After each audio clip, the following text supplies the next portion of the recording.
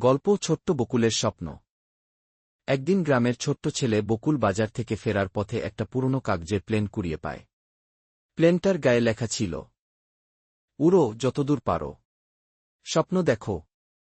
বকুল সেই কাগজের প্লেনটাকে নিজের খেলার বন্ধু বানিয়ে ফেলে।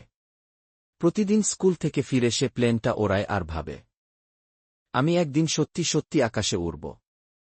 গ্রামের সবাই হাসে। বকুল তো আবার পাইলট হতে চায়। কিন্তু বকুল থামে না। সে পড়াশোনা করে, মাটির ঘরে বসে আকাশের গল্প পড়ে, প্লেনের ছবি আঁকে। বছর পেরিয়ে যায়। একদিন সেই গ্রামের পুরনো মাঠে একটা আসল বিমান নামে। সবার চোখ কপালে।